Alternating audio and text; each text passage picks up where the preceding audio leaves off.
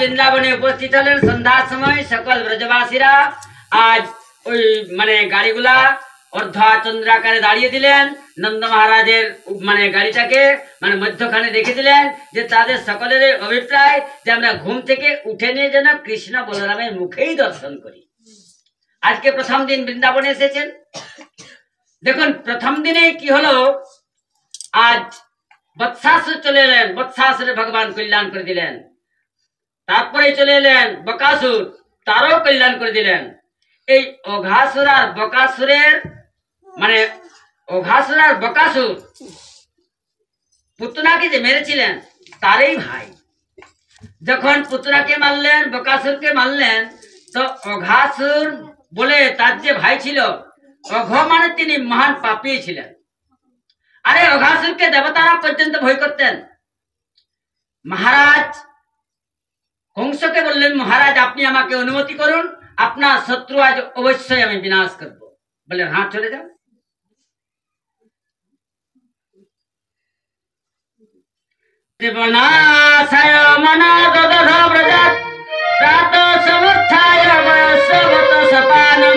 আজ গোবিন্দ কি করেছেন, সকল সখারাকে নিয়ে আর তিনি বনভূমিতে প্রবেশ করেছেন।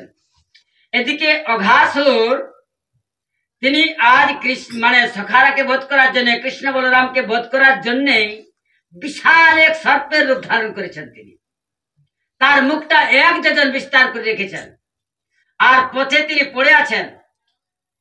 সখারা সকলে খেলাধুলা করছেন, সকলে খেলায় মেতে আছেন, কিন্তু এই অঘাসুরে বালকদের খেলা তার সহ্য হচ্ছেন না, কারণ এরাই আমার এই কৃষ্ণই আমার ভাইকে মেরেছেন, আমার বোনকে মেরেছেন। আজ সকল এই সখারাকে সকল বালককে আমি ভক্ষণ করব, আর তখন প্রাণহীন হয়ে ব্রজবাসীরা উঠবে। তাই মুখকে বিস্তার করে রেখেছেন, সকলে গোচারণ করছেন। ভগবান একটা বৃক্ষতলায় বসেছেন, তিনি মুরলী বাজাচ্ছেন। সমস্ত সখারা বলছেন ভাই এইটা কি জিনিস? কেউ বলছেন ভাই এটা তো সাপের মুখের মতন দেখাচ্ছে।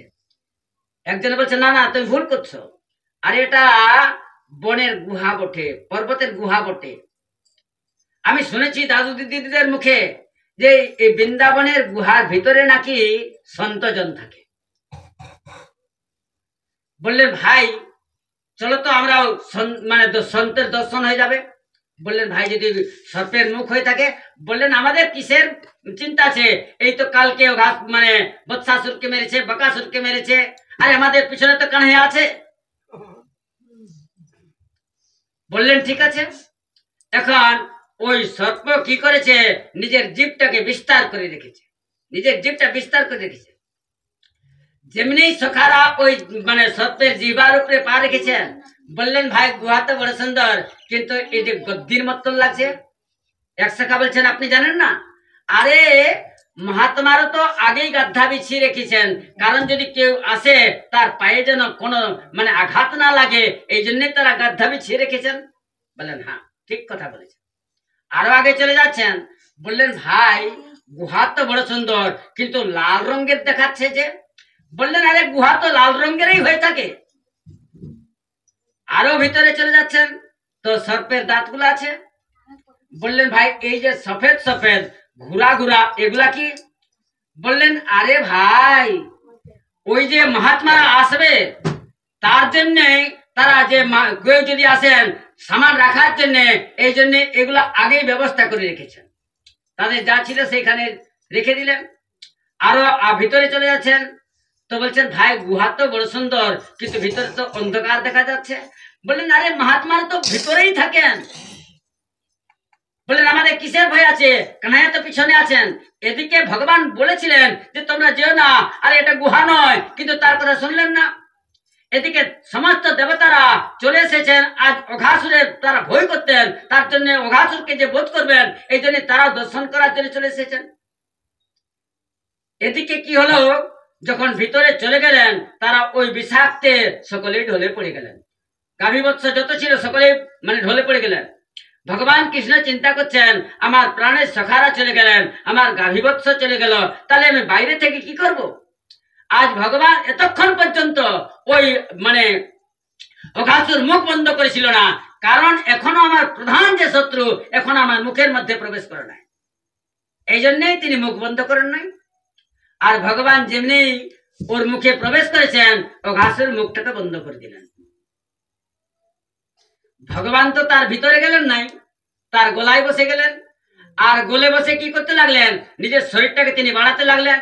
আর বাড়াতে বাড়াতে ওই যে সর্পের যে গল বিবর ছিল সেটা মানে রুদ্ধ হয়ে গেল, ভিতরে চাপ সৃষ্টি হয়ে গেল, মোচড়াতে লাগলেন আর ছটফট করতে লাগলেন, মাথা ফেটে গেল আর সেই অঘাসুর মারা গেলেন। সমস্ত সখাদের তিনি বার করলেন, সমস্ত গাভীবৎসকে বার করলেন, তার অমৃত দৃষ্টিতে সকলকে বাঁচালেন। সখারা বলছেন, ভাই আমরা গুহা ভেবে নিয়ে আর ভিতরে চলে গেছিলাম, কিন্তু আমরা তো মরে গেছিলাম, তুমি তো আমাদের পুনর্বাঁচিয়েছ। আজ সুখদেব বললেন, সনপরীক্ষিত, ভগবান কৃষ্ণ কুমার কালে এই অঘাসুরকে বধ করেছিলেন।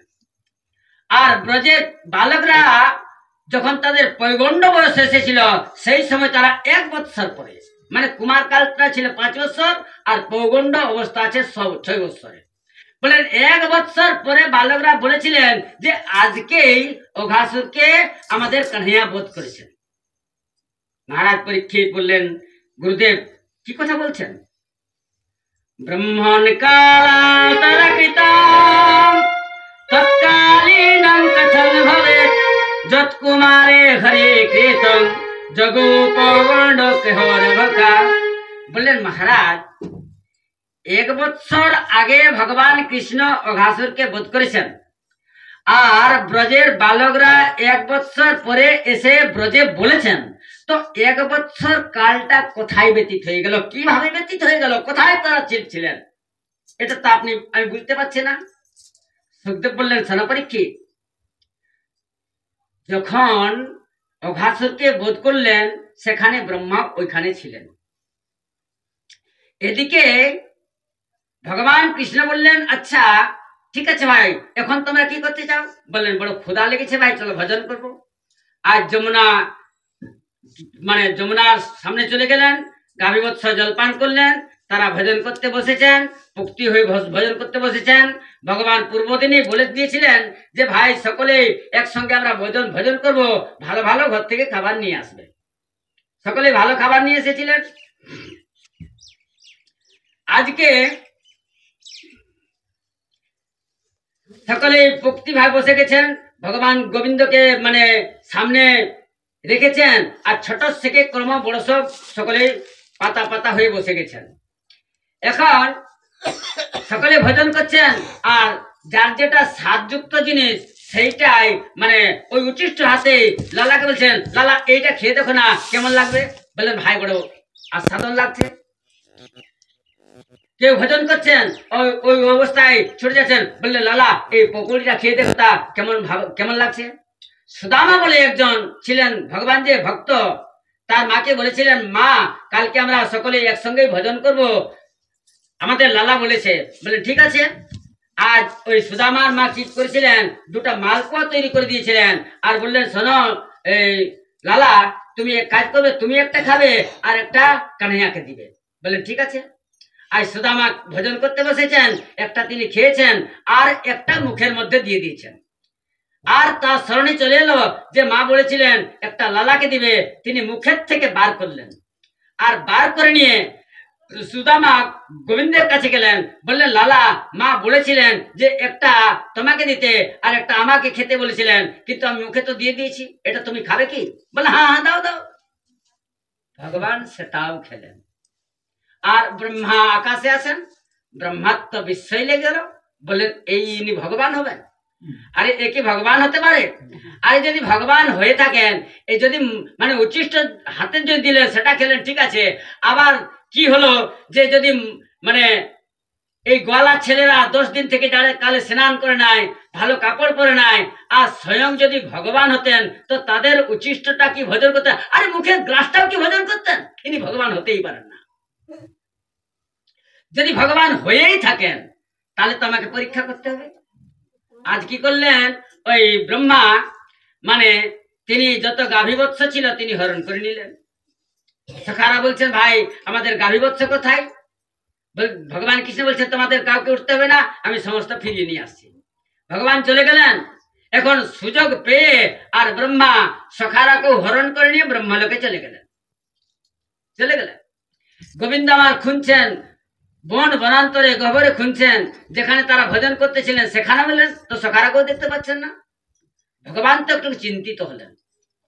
ভগবান চিন্তা করছেন, ভাই সখারা আমার কোথায় চলে গেল?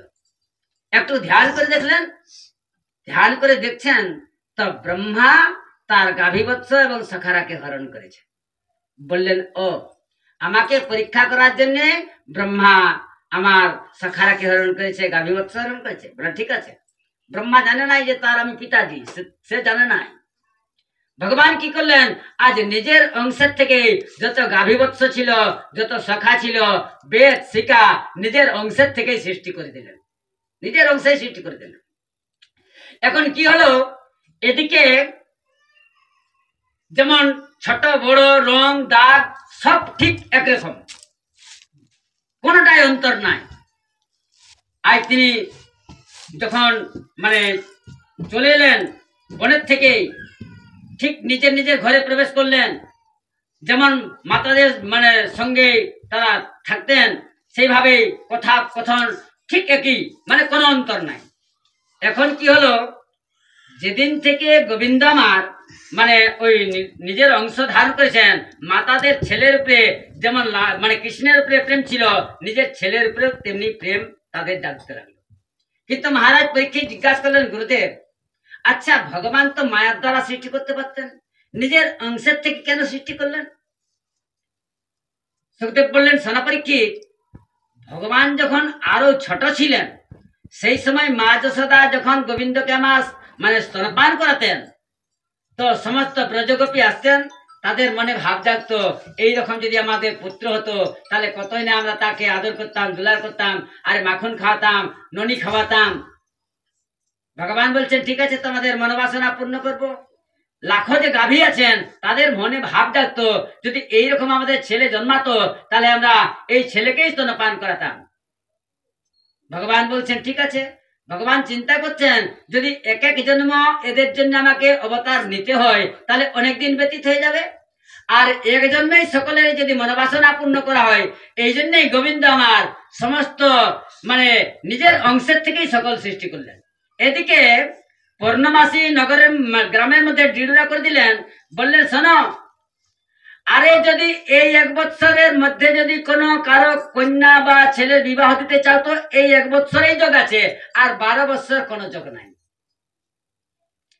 এখন ব্রজবাসীরা বলছেন, ভাই আমার লালি তো অনেক ছোট বড় মানে বড় হয়ে যাবে, কেউ বলছেন আমার ছেলে তো অনেক বড় হয়ে যাবে।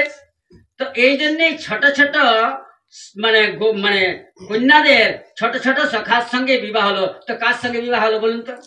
ভগবান গোবিন্দের সঙ্গেই বিবাহ হয়ে গেল, কারণ ভগবানই তো সকল কাজ অংশ রূপে জন্মগ্রহণ মানে অবতার হয়েছেন। এখন এইভাবে বন থেকে বনান্তর মানে মানে চলাতে যান। এখন এইভাবে আর মাত্র 6 দিন বাকি আছে। একদিন বলরাম তিনিও গোচারণে গেছেন, আর গোচারণে গিয়ে দেখছেন একদা চারয়নেং বৎসানাং সরাম বনমাবিশিত পঞ্চাশো সুতিজামাসু হায়না পুত্র নিঃসজ।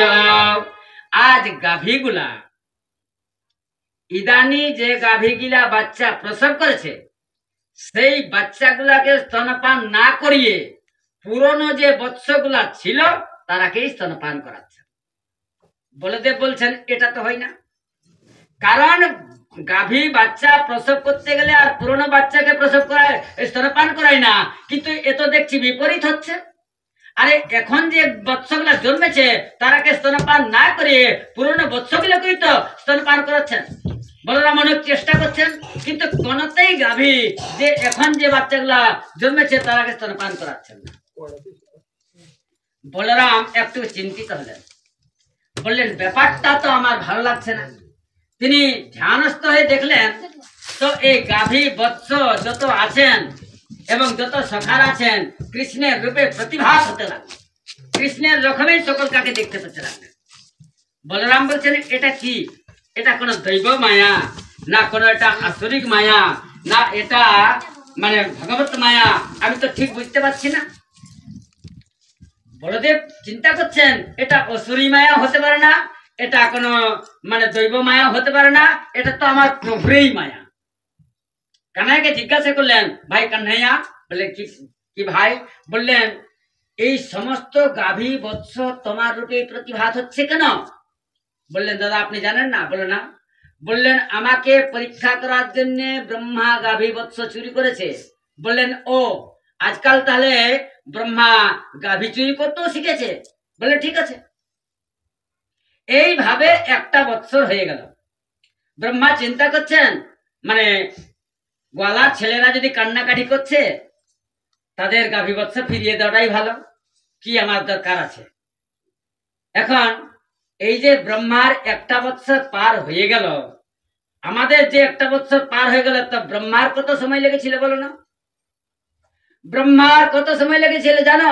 একটা শিখন মানে একটা সূক্ষ্ম মানে সূচে একটা পদ্মপত্র ভেদ করতে যতটা সময় লাগে ততটা সময় লেগেছিল। আমাদের এক বৎসর আর একটা সূচে ভেদ করতে পদ্মপত্র যত সময় লাগে অতটা সময় ব্রহ্মার লেগেছিল। তো ব্রহ্মার পরমাণু কেমন?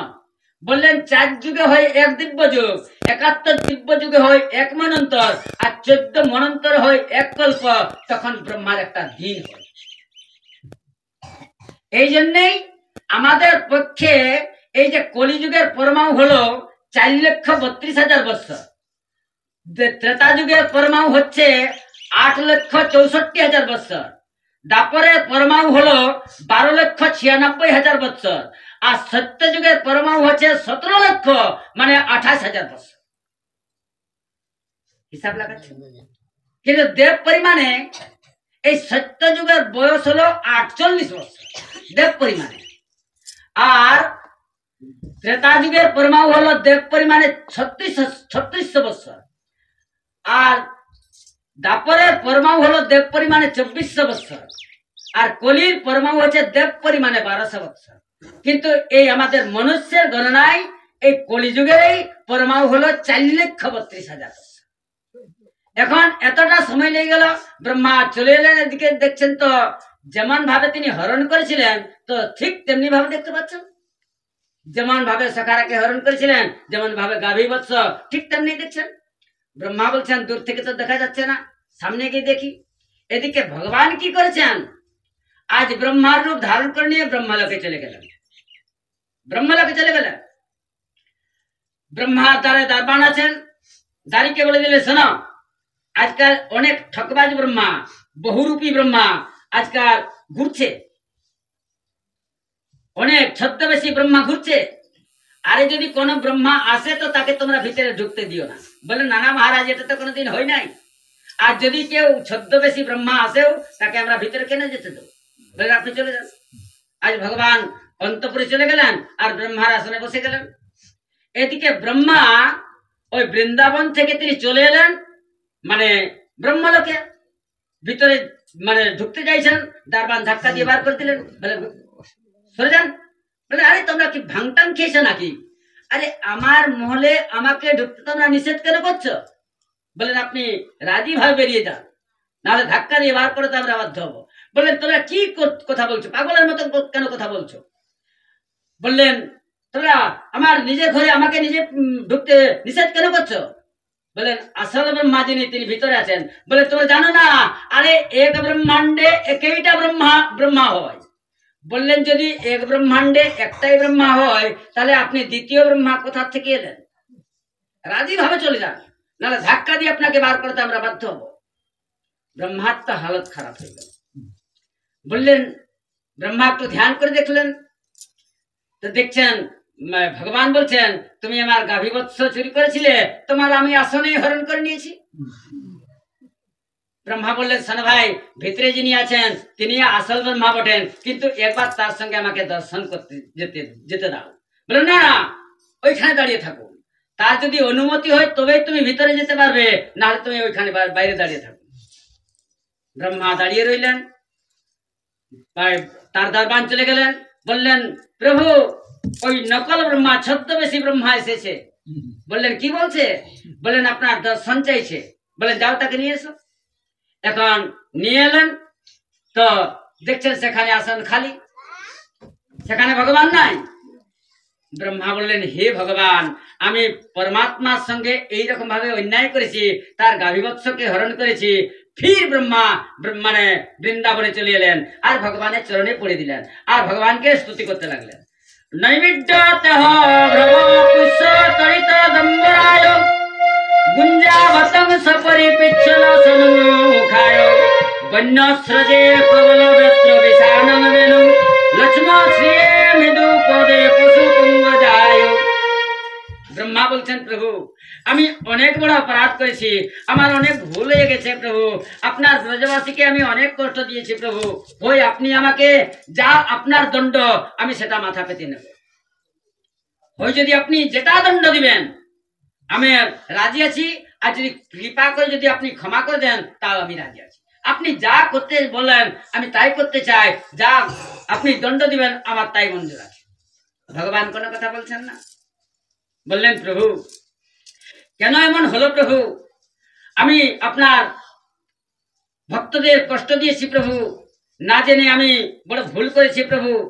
বললেন আপনি তো সকল কিছু করে থাকেন প্রভু, আমার মতন অজ্ঞানী ব্রহ্মার অজ্ঞানতাকে দূর করার জন্যই তো এই সকল আপনি করে থাকেন প্রভু। আসলে কি প্রভু, আপনি তো একটা পিপিলিকাকে ব্রহ্মা বানাতে পারেন, আর একটা ব্রহ্মাকে পিপিলিকা বানাতে পারেন। মশকাই করাই বিরিচি প্রভু অজহ মশকতে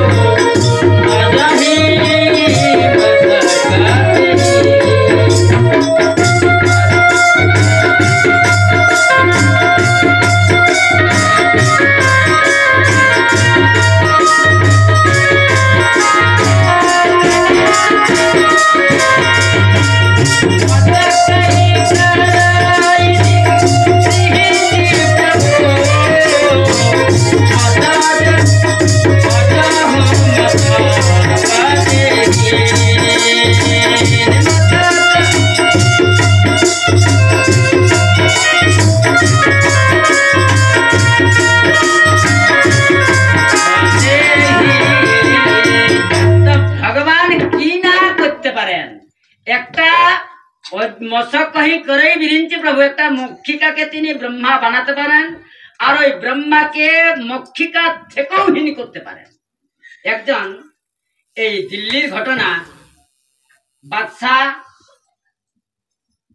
মানে দিল্লির সিংহাসনে বসে আছেন, তার মানে মন্ত্রী ছিল বীরবল। বীরবল বড় বুদ্ধবান। একজন ফকির মানে তিনি চলে এলেন বাদশার কাছে, আর বাদশাকে গিয়ে 3 বার তিনি জোহার করলেন। বাদশাহ বলছেন ফকির সাহেব কোথা থেকে আসছেন, কোথায় যাবেন? ফকির সাহেব বলছেন খোদার যেখানে মর্জি সেখানে চলে যায়, যেখানে আটকাতে বলেন সেখানে আটকে যায়। বাদশাহ বলছেন খোদার কাজ কি, খোদা কি কাজ করেন? ফকির সাহেব বলছেন শুনুন, যে প্রশ্নটা আপনি আমাকে করলেন এই প্রশ্নটা তো আপনার আমাকে করা উচিত নেই। বলে কেন? বললেন শুনুন, যিনি ব্যাসাসনে থাকবেন তাকে প্রশ্ন করতে হয়। একটা সাধারণত লোককে যদি কেউ প্রশ্ন করে সে প্রশ্নের কি উত্তর দিবে, আর যিনি ব্যাসাসনে থাকেন তাকেই প্রশ্ন করা দরকার। তো আপনি আমাকে যে প্রশ্নটা করেছেন এই প্রশ্নটার যদি উত্তর আপনি শুনতে চান তাহলে এক কাজ করুন, আপনি ওই সিংহাসন থেকে নামুন আর ওই সিংহাসনে আপনি আমাকে বসান, তারপরে এর উত্তর পেয়ে যাবেন। এখন ওই বাদশাহ বীরবলের দিকে তাকাচ্ছে, আমার আসন চাইছে। বললেন আপনার যদি এই সন্দেহ দূর করার আছে তাহলে 10 মিনিটের জন্য দিয়ে দেন। বাদশাহ ওই নেমে গেলেন সিংহাসন থেকে আর ফকির সাহেবকে বসিয়ে দিলেন। এই সিংহাসনটার নিয়ম কি, ওই সিংহাসনটাই যে বসবে সেই বাদশাহ, কারণ তারই লোকজন তখনকার দিনে। এখন ফকির বাদশাহ বলছেন, হ্যাঁ ফকির সাহেব বলুন, খোদার কাম কি, খোদার কি করছেন? বললেন দেখো, তোমাকে যে উপদেশ গুলা দেওয়া যাবে, তোমার মাথায় যে তাজ বাঁধা আছে, এই জন্যই যে উপদেশগুলো তোমায় আমি প্রদান করব, তোমার সেটা মস্তিষ্কের মধ্যে প্রবেশ করবে না। ওই তাজটা আগে তুমি আমার মাথায় বেঁধে দাও, তাহলেই দেখবে জ্ঞানের গঙ্গা বইতে থাকবে। বীরবলের দিকে তাকাচ্ছে, আমার তাজ চাইছে। বললেন 10 মিনিটের জন্য দিয়ে দেন না, কোনো লেখাপড়া হয়েছে নাকি? বাদশাহ তার তাজটা ফকির সাহেবের মাথায় বেঁধে দিলেন, উনি পা ফরকে বসে গেলেন। বাদশাহ জিজ্ঞাসা করছেন, হ্যাঁ ফকির সাহেব, খোদার কাজ কি, খোদা এখন কি করছেন? বললেন শোনো, যিনি ব্যাসাসনে থাকেন তাকে পূজা করতে হয়, তাকে মালা চড়াতে হয়, তাকে তিলক লাগাতে হয়। আর যদি এত সকল না করো তো আমি যেমন ভাবে তোমাকে 3 বার জোহার করেছি, এইভাবে তুমি 3 বার প্রণাম করো। বাদশাহ 3 বার প্রণাম করলেন। বললেন, হ্যাঁ ফকির সাহেব বলুন, খোদার কাজ কি, খোদা কি করছেন?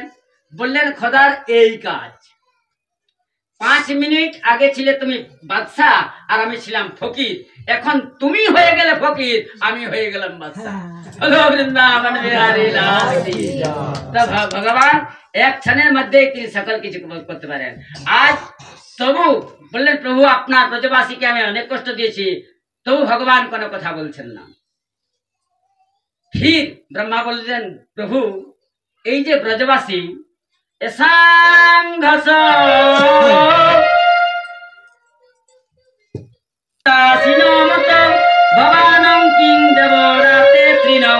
বললেন, প্রভু এই যে আপনার ব্রজবাসী আপনাকে তো প্রেম করে, তো ভালোবাসে। হে প্রভু, আপনি তো সকল কিছু করে থাকেন, আপনি তো কৃপা সকল কাকেই সমান করে থাকেন, কিন্তু আপনার কৃপাটা যে যেমন নিতে পারে। আপনি কাউকে কৃপা কম করেন নাই, কিন্তু কৃপার বাড়িতে আপনার বর্ষণ হচ্ছে, কিন্তু কৃপাটা আপনার যে যেমন ভাবে নিতে পারে। মনে করো একজন মহাত্মা এক শেঠের ঘরে তিনি ঘুরতে গেছেন। ওই শেঠ শেঠানি দুজনেই মহাত্মাকে খুব আদর করলেন, যত্ন করলেন, সিংহাসনে বসালেন, ভোজন করালেন। আর ওই শেঠানি এবং শেঠ দুজনে বসেছেন। আর শেঠানি মহাত্মাকে বলছেন, মহারাজ ওই যে একটা রাজমহল দেখতে পাচ্ছেন? বললেন, হ্যাঁ বড় সুন্দর দেখাচ্ছে। বললেন, ওই লোকটা আগে আমাদের ঘরে নকর ছিল, চাকর ছিল। এখন আমাদের থেকে অনেক বেশি ধন, গাড়ি বাড়ি অনেক কিছু আমাদের থেকে অনেক বেশি হয়ে গেছে। ওনার স্বামী বলছেন, আরে এমন কেন কথা বলছো? ভগবান ওকে কৃপা করেছেন, তাই ওর ধন হয়েছে। আরে আমাদের উপরে তেমন কৃপা করেন নাই। মহাত্মা বলছেন, আপনারা দুজনেই ঝুট কথা বলছেন। বলে কেন? ভগবান তো কৃপা সকলকেই সমান করছেন, কিন্তু ভগবানের কৃপাটা যে যেমন ভাবে দিতে পারে। কেমন? মনে করো 7 দিন ধরে জল বর্ষণ হচ্ছে, আপনার ঘরে একটা 15 কিলোর বালতি আছে, আপনি বাইরে রেখে দিলেন। আর আপনার যে পড়োশির কাছে একটা 25 কুইন্টালের ড্রাম আছে, ওই ড্রামটা বাইরে রেখে দিলেন। আর মুষলধারায় জল বর্ষণ হচ্ছে। আজ 7 দিন জল বর্ষণ হলো, যখন জল বর্ষা শেষ হয়ে গেল, তারপরে আপনি যখন বাইরে যাবেন তো আপনি কত জল পাবেন বলুন তো? আপনি তো 15 কিলোর বালতি বাইরে রেখেছেন, তো 15 কিলো জল পাবেন না, 20 কিলো পাবেন, ওই 15 কিলোই জল পাবেন। আর যে 25 কুইন্টালের ড্রাম ধরে রেখেছে সে তো 25 কুইন্টালেই জল পাবে। তো এই যে ইন্দ্র মহারাজ যে বর্ষণ করলেন, তার কোনো দোষ আছে? তোমার পাত্রের দোষ আছে। এই পাত্রটা যত তোমার মজবুত হবে, যত বড় হবে, যত গহরাই হবে, ততই তোমার জল আটকাবে। এইরকম আমাদের যে শ্রদ্ধার পাত্র, বিশ্বাসের পাত্র, ভগবানের উপরে যে আমাদের যত শ্রদ্ধা থাকবে, যত বিশ্বাস থাকবে, ততই আমাদের এই ভগবানের বিশ্বাস হৃদয়ের মধ্যে আটকে থাকবে। ভগবান ব্রহ্মা বললেন, সোনাপ্রভু, তবু ভগবান এখনো কোনো উত্তর দেন নাই। ব্রহ্মা বললেন, সোনাপ্রভু এই যে আপনার ব্রজবাসী এত এত প্রেম করছে, আপনাকে এত ভালোবাসছে, আচ্ছা বলুন তো প্রভু, তাদের কি আপনি দিবেন? ভগবান এখন বলছেন তাদের মুক্তি আমি প্রদান করব। বললেন মুক্তি তো আপনি পুতনাকে দিয়েছেন মহারাজ, মানে অঘাসুরকে দিয়েছেন, বকাসুরকে দিয়েছেন। তারা যে মুক্তিটা পেয়েছেন সেই মুক্তিটা কি এরাকে প্রদান আপনি করবেন? ভগবান বলছেন তাহলে তুমি বলো কি করা যাবে। বললেন আপনি হাত জোড় করে ব্রজবাসীদের কাছে বলুন, বললেন হে ব্রজবাসীগণ, আপনাদের ঋণ আমি কোনোদিন শোধ করতে পারবো না, এই ছাড়া আপনার কাছে আর দ্বিতীয় কোনো উপায় নাই। ব্রহ্মা বললেন আর এর কাছে বিশেষ সময় থাকা যাবে না, কারণ মুখের থেকে কি না কি বেরিয়ে যাবে। এই জন্যেই আর জানকারী ব্রহ্মা ভগবানকে 3 বার প্রদক্ষিণ করে নিয়ে চলে গেলেন। কিন্তু ভগবানের প্রদক্ষিণ তো 3 বার হয় না, ভগবানের প্রদক্ষিণ 4 পরিক্রমা হয়। কারণ রামায়ণের পরিক্রমা 4 পরিক্রমা, ভাগবতের পরিক্রমা 4 পরিক্রমা, রামের পরিক্রমা 4 পরিক্রমা, কৃষ্ণের পরিক্রমা 4 পরিক্রমা। কিন্তু জানকারী ব্রহ্মা ভগবান কৃষ্ণকে 3 পরিক্রমা করে চলে গেলেন কেন? দেখুন, মানে শঙ্কর ভগবানের আধা পরিক্রমা হয়। শঙ্কর ভগবানের যে মন্দির যদি পরিক্রমা করতে হয় তাহলে পুরা পাক দিতে নাই, আধা পাক পরিক্রমা করতে হয়। মা চণ্ডীর 1 পরিক্রমা, কারো 7, কারো 5, কিন্তু রামকৃষ্ণের পরিক্রমা 4 পরিক্রমা। বললেন ব্রহ্মা ভয় পেয়ে গেলেন যে ইনার কাছে বিশেষ সময় থাকা উচিত নাই। এই জন্য বললেন সনপরীক্ষিত ব্রহ্মণ কালান্তরকৃতং তৎকালীনং কথং ভবেৎ যৎ কুমারে হরিকৃতং যোগু পৌগণ্ডে কেহর ভোকা। ভগবান ওই যে 1 বছর আগে অঘাসুরকে বধ করেছিলেন, আর ব্রহ্মা যে মানে ওই সখাদের 1 বছর পর্যন্ত মোহিত করে রেখেছিলেন, বা ভগবানের বৈষ্ণবী মায়ায় তারা যে মোহিত হয়েছিলেন, তারা 1 বছর কালটা পর্যন্ত তারা কিছু বুঝতে পেরেছিলেন না। ভগবান যখন ব্রহ্মা কি করলেন, গাভী বৎস ফিরিয়ে দিয়ে আর তিনি চলে এলেন। তারপরে এসে বলছেন, তো সকালে বলছেন ভাই তুমি অতি তাড়াতাড়ি চলে এসেছ, এই দেখো আমরা 1 গ্রাসও মুখে দিনে আর তুমি চলে এসেছ। আজ ব্রহ্মা এদিকে ব্রজবাসী এসে বললেন যে দেখুন আমরা আজকে আমাদের কানহাইয়া মানে এই মানে অঘাসুরকে বধ করেছেন। এদিকে ভগবানের আজ ঝাঁকির বর্ণনা সমস্ত ব্রজবাসী করছেন। কি করছেন?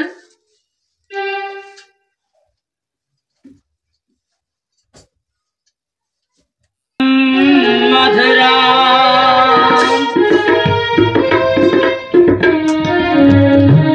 Adharam madhuram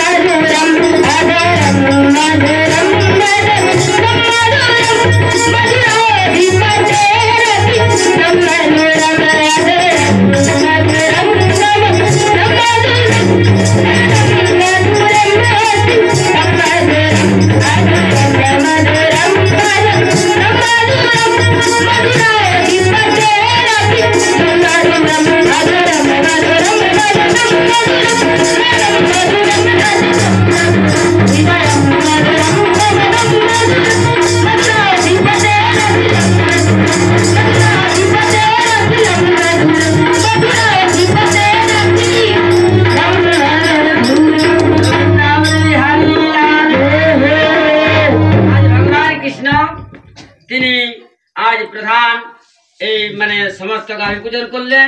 এরপরে তিনি বৃন্দাবনের দায়িত্ব পেলেন। দেখুন, ধেনুকাসুরকে কল্যাণ করলেন, কালিয়নাগকে সেখান থেকে বিতাড়িত করলেন, কারণ আমাকে এরপরে গোবর্ধন লীলা করতে হবে। কথা তো এখন অনেক প্রসঙ্গ আছে, ও কথাগুলো প্রসঙ্গ তো বিস্তার করা যাবে না। এই জন্যই কালিয়নাগকে এই কালিয়ধর থেকে বিতাড়িত করলেন। তারপরেই ভগবান বস্ত্র হরণ করলেন। সুখদেব বললেন, সনপরীক্ষিত, পরিবৃত ভগবান দেবকী সুত বৃন্দাবনাদ গত দূরম চারয়নঙ্গাগ্রজ। সুখদেব বললেন, সনপরীক্ষিত, ভগবান কৃষ্ণ বলরাম দুজন আজ এই মানে নন্দগাঁয়ে বাস করাকালীনে একদিন ব্রজবাসীকে তারা বড় ব্যতিব্যস্ত দেখতে পেলেন। বড় ব্যতিব্যস্ত দেখতে পেলেন।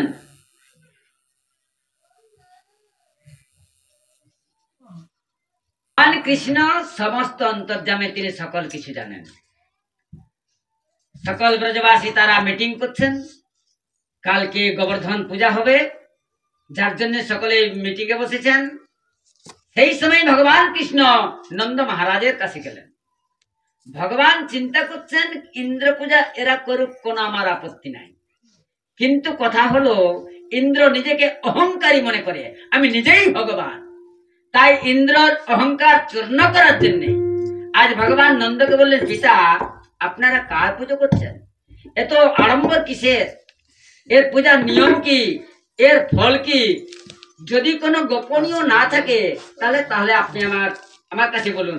আরেক কথা বলছি, নিজের আত্মীয়ের কাছে গোপন কথা কোনো আড়াল করা উচিত নেই। নন্দ মহারাজ বললেন, সনপুত্র তোমাকে আমি বলছি, তদুপাকর্ণ ভগবান প্রহস্য জগদীশ্বর গাজহার পুনর্গোপান দর্শয় লৌকিকী গতি। বললেন, সনপুত্র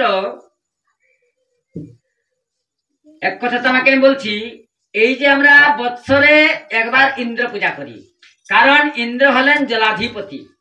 আমাদের যে এই গাভী বৎস যে আছে, বনের মধ্যে ইন্দ্র জল বর্ষণ করেন, ফলে তৃণাদি উৎপন্ন হয়ে থাকে। আমাদের গাভী যত পশু আছেন তারা দুগ্ধবতী হয়ে থাকে। তাই মানে বৎসরে একবার আমরা তার পূজা করি। ভগবান একটু গম্ভীর হয়ে গেলেন আর বললেন,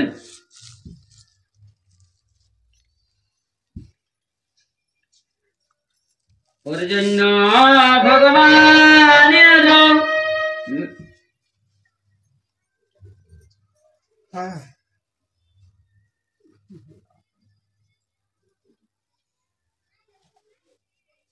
কর্ম না জায়তে যত কর্ম নাইব বিলয়তে সুখং দুঃখং ক্ষমং ভয়ং কর্ম নৈব বিপদ্যতে। বললেন, সনপিতা ইন্দ্র নিজের কর্ম অনুযায়ী নিজ নিজ কর্ম ফল ভোগ করে। কর্ম না যাওতে জন্তুর কর্ম নৈব বিলতে। ব্যক্তি যেমন কর্ম করে সে তেমন ফল ভোগ করে থাকে। মনে করুন, আপনি যদি শুভকর্ম করেন, আর এই কর্মের ফল একমাত্র ভগবানই দিয়ে থাকেন। বললেন, শোন, এই যে ইন্দ্র যদি ভগবান হয়ে থাকেন, আচ্ছা পিতা আপনাকে আমি বলছি, ইন্দ্র এই যে যখন আমাদের 6টা ঋতু আছে, গ্রীষ্ম, বর্ষা, শরৎ, হেমন্ত, শীত, বসন্ত। আচ্ছা, অন্য সময় তো জল বর্ষণ হয় না, এই বর্ষার সময় জল বর্ষণ হয়। কেন? ইন্দ্র তো অন্য সময় জল বর্ষণ করতে পারতেন, কিন্তু এটা ভগবানের সৃষ্টি। গ্রীষ্মের সময় গ্রীষ্ম হবে, সেটা ভগবানের সৃষ্টি। জলের সময় জল বর্ষণ হবে, ভগবানের সৃষ্টি। আর ওইটা তো ভগবানই করে থাকেন, তাহলে এর মধ্যে ইন্দ্রকে আপনারা কেন আনছেন? আরে ইন্দ্রের কি ক্ষমতা আছে যে উনি জল বর্ষণ করতে পারেন? আর আপনারা যদি মানে পুজো করতেই চাহেন, আর এক কথা আপনাদের বলছি,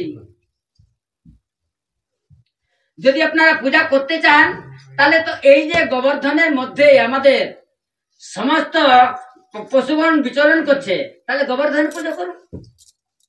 নন ননাপুর জনপ্রদ ন গ্রাম ন গৃহাবয়ং নিত্যং বনং কসস্তাত বনশৈল নিবাসিনম। ভগবান কৃষ্ণ আজ নন্দ মহারাজকে বললেন, হে পিতা, আমাদের তো কোনো বাসস্থান নাই, নির্দিষ্ট বাসস্থান নাই, কারণ আমরা সবসময় তো বনেই থাকি আর জঙ্গলে থাকি।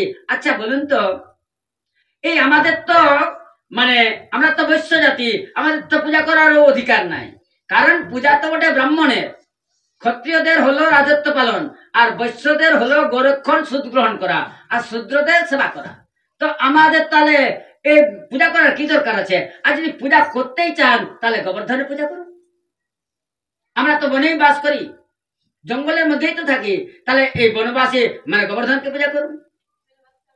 আরেক কথা বলছি, ভগবান সমস্ত ব্রজবাসী বললে, সনলালা তোমার কথা আমরা মানতে পারি, কিন্তু একটা শর্তে মানতে পারি। বললে কি শর্ত?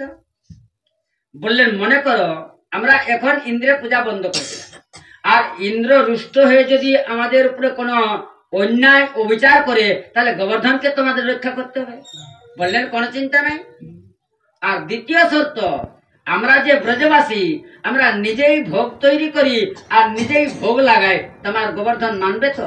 বললেন ঠিক আছে, মেনে নিবে। তৃতীয় শর্ত, বললেন শোনো, যদি আমরা এই যে মানে পুজো করছি আর ইন্দ্র নারাজ হয়ে নিয়ে যদি আমাদের উপরে কিছু অত্যাচার করে, তাহলে তোমার গোবর্ধনকে রক্ষা করতে হবে। বললেন অনেক লম্বা হাত, আপনারা করে দেখুন না। বললেন ঠিক আছে, তাহলে এই যে তুমি তো একটা নতুন পন্থা বার করছো, তো আমরা এই যে ইন্দ্রিয় পূজার জন্য যেগুলো সামগ্রী আয়োজন করেছি, আরো কিছু কি লাগবে নাকি? বলেন আর কিছু লাগবে।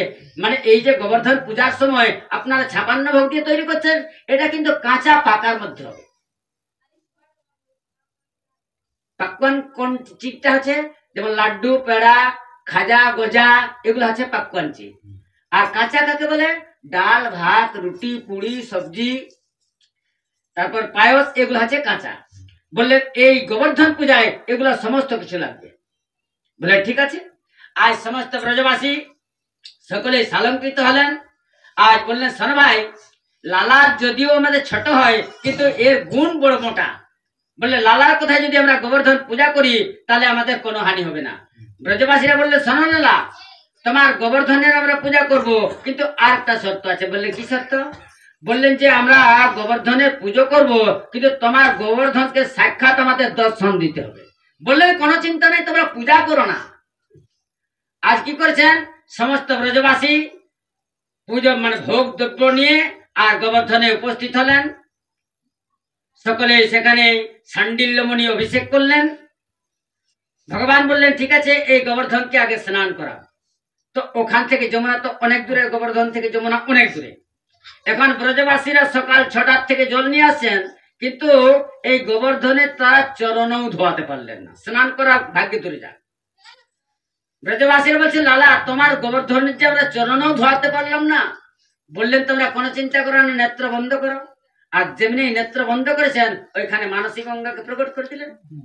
যেখানে গোবর্ধনের মানসী গঙ্গা আছে, প্রকট করে দিলেন। আর গোবর্ধনকে তারা স্নান করালেন, সান্ডিল্যমণি অভিষেক করে দিলেন। বললেন এরপরে তোমরা পরিক্রমা করো, গোবর্ধনের পরিক্রমা করো। গোবর্ধন যে 7 কোষ আছে, 7 কোষের পরিক্রমা করো। আজ সমস্ত ব্রজবাসী আজ গোবর্ধনের পরিক্রমা করছেন। ছটা তেরি 3 লোক সে নারী হে গোবর্ধন মহারাজ। ছটা তেরি 3 লোক সে নারী হে গোবর্ধন মহারাজ। গোবর্ধन महाराज हमारे प्रभु गोवर्धन महाराज। छटा तेरे 3 लोक से नारी है गोवर्धन महाराज। 3 लोक से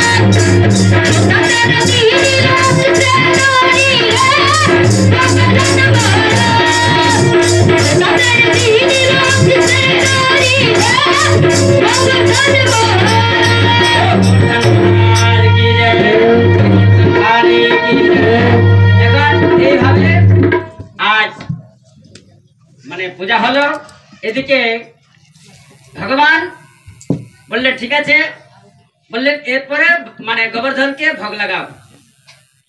आज गोवर्धन के सैंडिल मणि भोग लगालेन और नंद महाराज पधार करছেন सकल ब्रजवासीरा बोलছেন কে বটে ভিতরে আছে উনি মানে নিবেদন করছেন আর নন্দ মহারাজ পধার করছেন কিন্তু এখনো গোবর্ধন তিনি মানে প্রকট হলেন না। গোবিন্দকে বলছেন লালা তোমার গোবর্ধন যে প্রকট হলেন না বললেন ঠিক আছে তোমরা নেত্র বন্ধ করো আমি প্রকট হচ্ছি।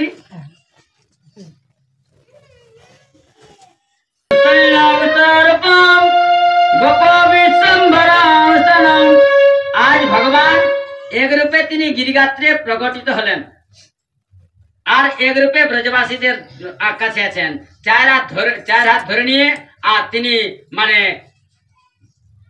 মানে নিজে প্রকট হইলেন আর মানে সান্ডিল্যমণি অর্পণ করছেন আর নন্দ মহারাজ অর্পণ করছেন আর মানে ভগবান মানে গোবর্ধন তিনি ভজন করছেন আর বলছেন ব্রজবাসী নিয়ে এসো ব্রজবাসী। এখন ব্রজবাসী অর্পণ করতে যাচ্ছেন আর ওইখানে শঙ্কর ভগবানও চলে এসেছিলেন আর শঙ্কর ভগবান এমন একটা লাড্ডু মানে ভগবানকে নিবেদন করলেন আর যেমনি লাড্ডুটা খেয়েছেন আজ খেতে বললেন ব্রজবাসী নিয়ে এসো অত্যন্ত ক্ষুধা লেগেছে নিয়ে এসো। মধুমঙ্গল বলে ভগবান কৃষ্ণের একজন সখা ছিলেন, বললেন লালা তোমার এই গোবর্ধন দেখতে তোমার মতোই। বললেন আমার মতো হলে কি করা যাবে ভাই? বললেন না এমনিতেই বলতেছিলেন। মধুমঙ্গল বলছেন সখা, বললেন এই যে আমাদের তো কিছু প্রসাদের দরকার আছে, আমরা প্রেমের সহিত নিবেদন করছি ঠিকই আছে, কিন্তু আমাদেরও তো প্রসাদের একটা অভিলাষা আছে। তোমার মানে গোবর্ধন তো সকল খেয়ে শেষ করে দিচ্ছে। বলেন দেখো প্রেমের সহিত খাচ্ছেন এমন কথা বলতে না। আচ্ছা ভাই ঠিক আছে ভুল হয়ে গেছে। এক রূপে তারা মানে সেখানে জয়ধ্বনি হতে লাগলো, বলে গোবর্ধনের জয় হোক, জয় জয়কার দিচ্ছেন। এই শব্দটা মানে স্বর্গধামে চলে গেল ইন্দ্রের কানে। নারদ মহারাজ ওইখানে ঘুরতে ঘুরতে চলে এলেন। নারদকে জিজ্ঞাসা করছেন কিসের জয়ধ্বনি দেওয়া যাচ্ছে? বললেন মহারাজ এই সূচনাটা দেওয়ার জন্যই তো আপনার কাছে এসেছি। বললেন কি? বললেন 1000 বছর ধরে নিয়ে তোমার পূজা হতেছিল, আজ ওই 7 বছরের কানাইয়া আজ গোবর্ধনে 4 হাত বসে নিয়ে আর কি বলছে আমায় ভগবান আমার পূজা করো, আমার এই ভোগ লাগাও, আর তোমার পূজা বন্ধ করে দিয়েছে।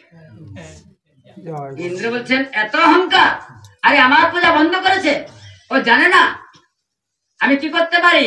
আজ গণং সম্বর্তকং নামং মেঘানাং চাতকারিণম ইন্দ্র প্রচোদয়াৎ ক্রুদ্ধ বাক্যে চাহে সমন্বিতম।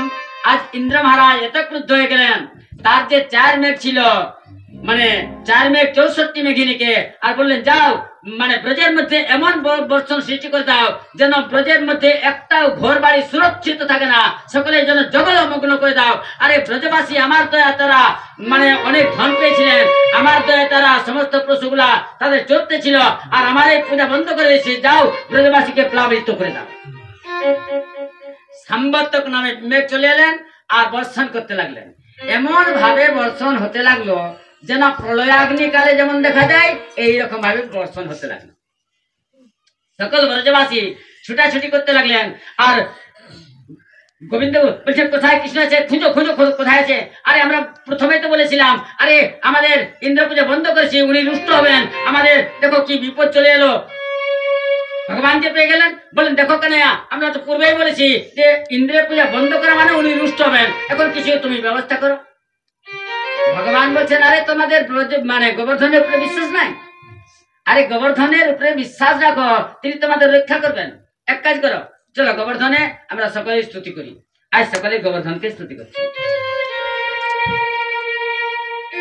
गिरिराज धरन में तुम्हारी शरण में, गिरिराज धरन में तुम्हारी शरण में, तेरी शरण गिरिराज तेरी शरण में, गिरिराज धरन में तुम्हारी शरण में, धरन में तुम्हारी शरण में, गिरिराज धरन में तुम्हारी शरण, तेरी शरण गिर तुम्हारी शरण में, गिरिराज धरन में तुम्हारी शरण में, तेरी शरण गिर तुम्हारी शरण में, तेरी शरण गिर तुम्हारी शरण में, गिरिराज धरन में तुम्हारी शरण में। বলেন হে গিরিরাজ আপনার আমরা সকলে শরণাপন্ন। আর এই বলে নিয়ে ভগবান কি করলেন,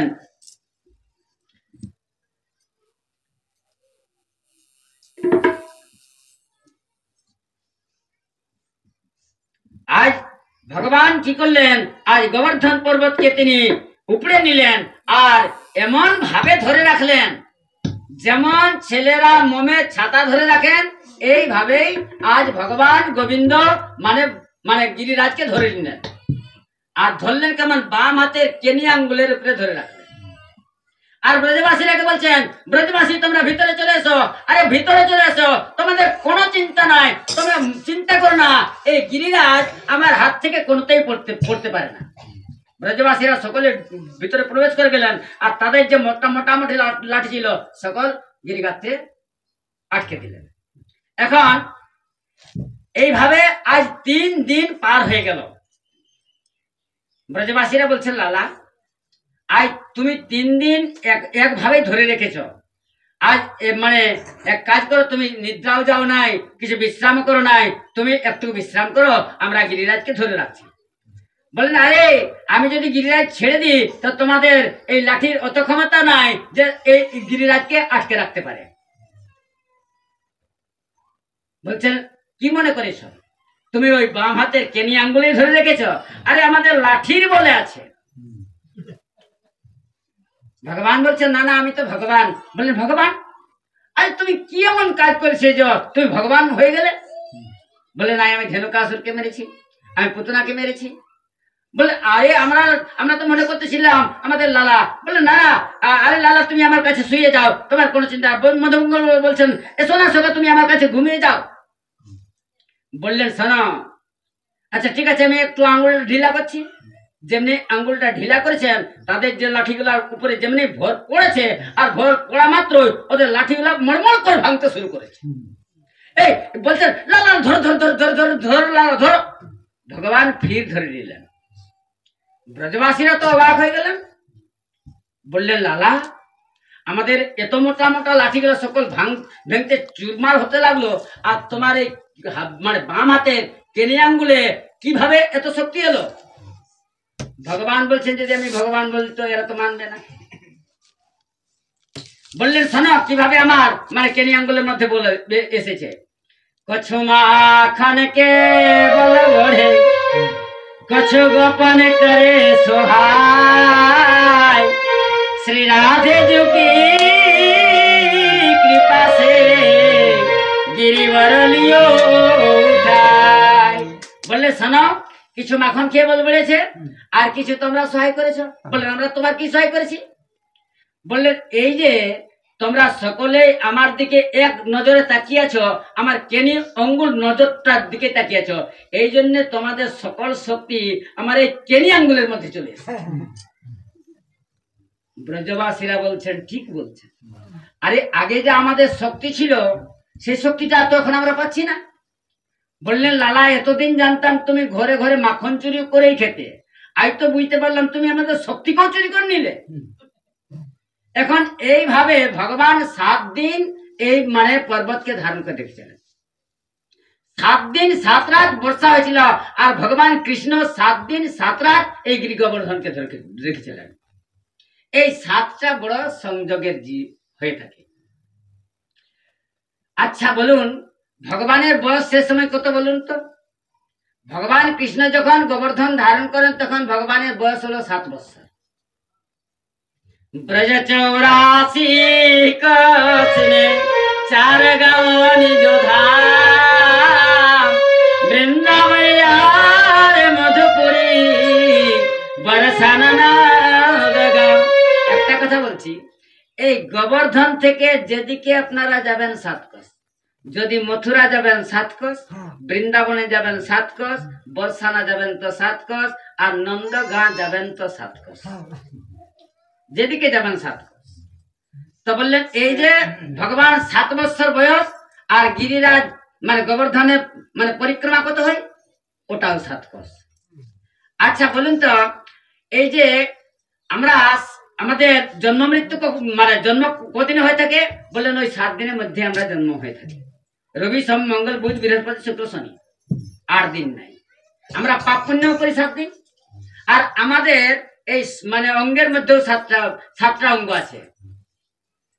অস্মিতা, রাগ, দেশ, অভিবেশ, অহংতা, মমতা, এই করে নিয়ে 7টা আমাদের মানে গ্রন্থি আছে, আর বাইরেও আমাদের 7টা গ্রন্থি আছে, মস্তক, হৃদি, উদর, কটিদেশ, জঙ্ঘা, গোলক আর পা। এই জন্যে ভগবান যে মানে যখন তার যখন বয়স ছিল 7 বছর, সেই সময় তিনি গর্ভধারণ ধারণ করেছিলেন। ভগবানের 7 কোষ পরিক্রমা, এই 7টা দিন বড় সংযমের হয়ে থাকে। একদিকে ইন্দ্র মহারাজ তার সৈনিকরাকে বলছেন, আচ্ছা যদি গোবর্ধন মানে যদি এই নন্দগাঁ যদি প্লাবিত হয়ে গেছে তাহলে বর্ষা বন্ধ করে দাও। সেনাপতি গিয়ে সমাচার দিলেন, মহারাজ ওখানে ধুলা উঠছে। বললেন কি কথা বলছো রে? আরে 7 দিন 7 রাত মুসলধারায় জল বর্ষণ হলো, আর তোমরা বলছো ওখানে ধুলো উঠছে? বললেন না মহারাজ, আমরা তো তাই দেখে এলাম। তো 7 দিন যে বর্ষণ হলো তাহলে জলটা কোথায় চলে গেল? বললেন মহারাজ, শেষানাগ যেতে দেন নাই, উনি মুখ পেতে আছেন। আর মানে অগস্ত্য মুনির পিপাসা লেগেছে, উনি জল মানে বসে নিয়ে পান করছেন। আজ ইন্দ্র মহারাজের অহংকার চূর্ণ হয়ে গেল, ভগবানের কাছে চলে এলেন, আর ভগবানের কাছে এসে তিনি স্তুতি করছেন। নৈমিত্য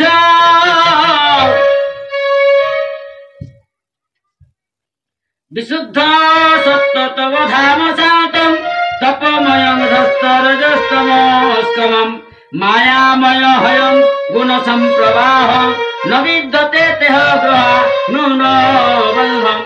আজ ইন্দ্র মহারাজ এলেন আর ভগবানকে স্তুতি করতে লাগলেন।